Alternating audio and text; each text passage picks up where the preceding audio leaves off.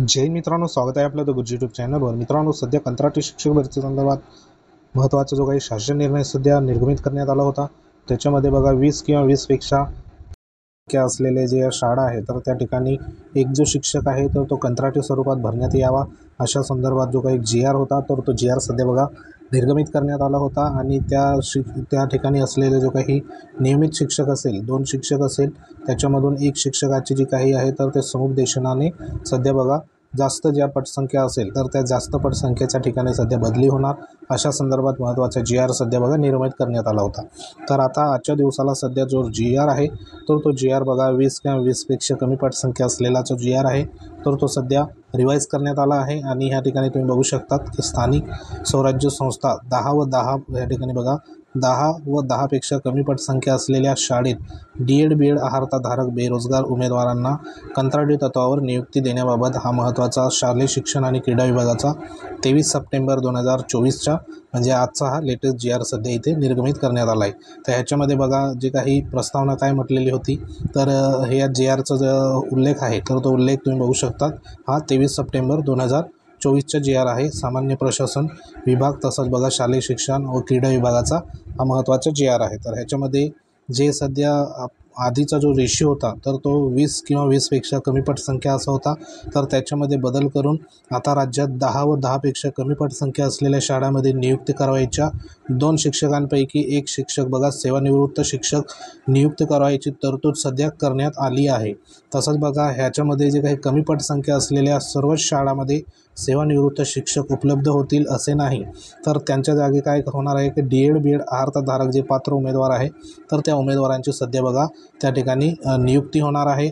आणि संबंधित जे काही सेवानिवृत्त शिक्षकांची नियुक्ती करणे हे उचित होणार नाही, यास्तव बघा त्या ठिकाणी महत्त्वाचे जे काही DED BED अर्हताधारक शिक्षक आहे तर त्यांना संधी देण्यात येणार आहे। आणि शिक्षकांचे रिक्त पद या ठिकाणी न राहता विद्यार्थ्यांचे शैक्षणिक नुकसान होणार नाही या अनुषंगाने, तसेच DED BED अर्हताधारकांना पात्र जे काही बेरोजगार उमेदवारांना शिक्षकीय पदावर काम करण्याची संधी प्राप्त होईल, यास्तव 10 पेक्षा कमी पटसंख्या असलेल्या शाळेमध्ये DED BED अर्हताधारक उमेदवारांना नियुक्ती देण्याबाबत सध्या शासनाने या ठिकाणी निर्णय हा घेण्यात आला आहे। आता निर्णय जो आहे तर तो इथे बघा महत्त्वाचा, इथं सध्या जे 20 आणि 20 पेक्षा कमी पटसंख्या होती तर तो सध्या रिवाइज होऊन संबंधित जे काही 10 आणि 10 पेक्षा कमी पटसंख्या असलेल्या ज्या शाळा आहेत तर त्या ठिकाणी कंत्राटी स्वरूपात सध्या जे काही सेवानिवृत्त शिक्षक असेल किंवा DED BED धारक असेल तर त्यांना भरण्यात येईल अशा संदर्भात इथे सुधारणा करण्यात आल्या आहे। तर ह्याच्यामध्ये सध्या जे काही DED BED धारक असेल किंवा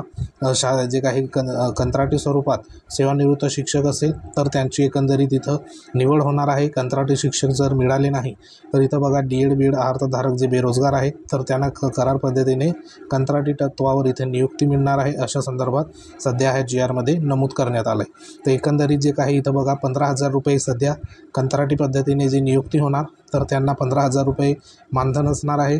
तसेच बघा त्यांच्याकडनं महत्त्वाचे जे काही ह्या ठिकाणी कामं आहे तर ते कामं सध्या बघा करून घेणार आहे। 12 रजा सध्या त्यांना मिळणार आहे, तो कोणतेही प्रशासकीय अधिकार त्यांना नसतील, म्हणजे तो एक प्रकारे कंत्राटी स्वरूपात या ठिकाणी संपूर्ण काम करेल। ह्याच्यामध्ये महत्त्वाचं बघा जे काही बंधपत्र असेल किंवा हमीपत्र असेल तर ते नियुक्ती कालावधीत बघा करार पद्धतीने सध्या शिक्षकीय पदाचे विहित काम पूर्ण करण्याची जी जबाबदारी आहे तर ती सध्या त्याची राहणार आहे। आणि त्या अनुषंगाने बंधपत्र आणि नियुक्तीपत्र सध्या लिहून हे घेणार आहे।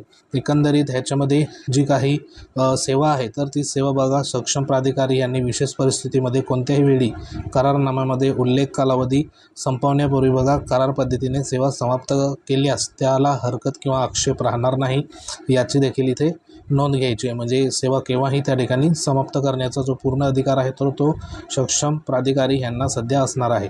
अध्यापनाचे जे काही तास असणार आहे शिक्षकांचे कंत्राटी तर ते नियमित शिक्षाप्रमाणे या ठिकाणी असणार आहे। तर प्रत्येक जे काही जिल्हा परिषदमध्ये सध्या इथं जे काही शिक्षकांकडनं इच्छुक उमेदवारांकडनं बघा आवेदनपत्र म्हणजे अर्ज सध्या मागवण्यात येणार आहे। आणि ही कंत्राटी भरती सध्या बघा पुढे सध्या सुरू होणार आहे।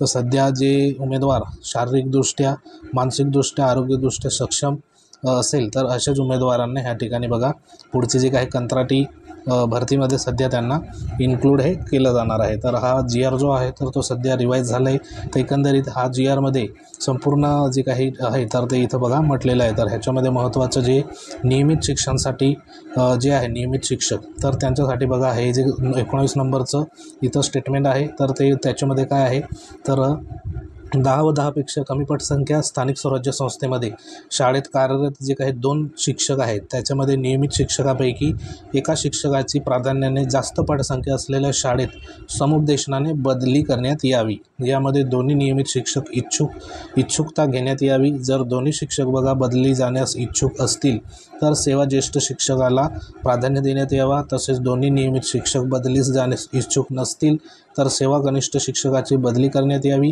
तथापि कंत्राटी शिक्षक मिळेपर्यंत नियमित शिक्षकाची बदली करण्यात येऊ नये।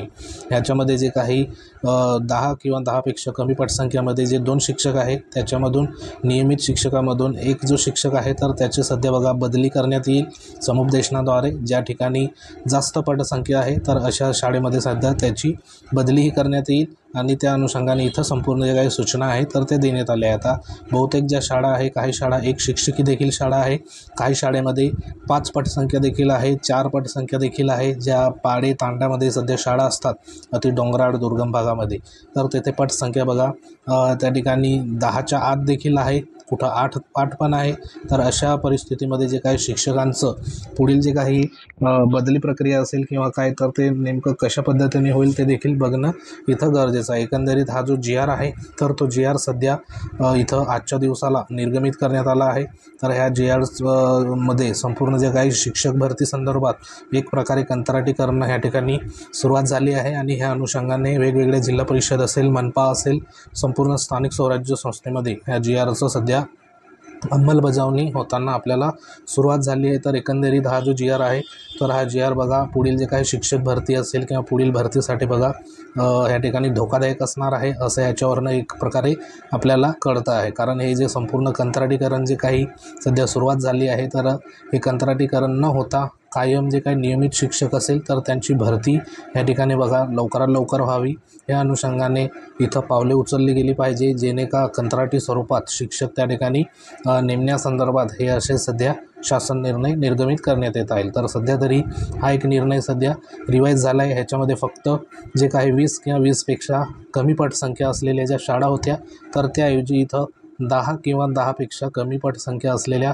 शाळेचा या ठिकाणी उल्लेख करण्यात आला आहे। म्हणजे आधी 20पर्यंत मर्यादा या ठिकाणी देण्यात आली होती, पण आता 10 किंवा 10पेक्षा कमी पटसंख्या असलेल्या शाळेमध्ये ह्या ज्या प्रक्रिया आहे तर त्या प्रक्रिया संपूर्ण होणार आहे। तर सध्या तरी हा एक सध्या बघा GR आजच्या दिवसाला इथे निर्गमित झाला आहे। तर ह्याच्यावरती आता बघा अंमलबजावणी तर सुरुवात झाली आहे। पुढे आता ह्याला कशा पद्धतीने जे काही अंमलबजावणी असेल पुढील जे काही स्थानिक स्वराज्य संस्था तर ते बघणं देखील गरजेचं आहे। तर सध्या तरी ही एक महत्त्वाची लेटेस्ट अपडेट होती। अपडेट जर आवडली असेल तर व्हिडिओला लाईक करा। तुम्ही जर आपल्या चॅनलवर नवीन असाल तर चॅनलला सबस्क्राईब करा। हा जो GR आहे आपल्या टेलिग्राम चॅनलवर अवेलेबल आहे, तिथे जाऊन तुम्ही जॉईन व्हा, ह्याला डाउनलोड करा, व्यवस्थित अभ्यास करा। तर भेटू आपण एखाद्या महत्त्वाच्या इन्फॉर्मेशनमध्ये। तोपर्यंत जय हिंद, वंदे मातरम।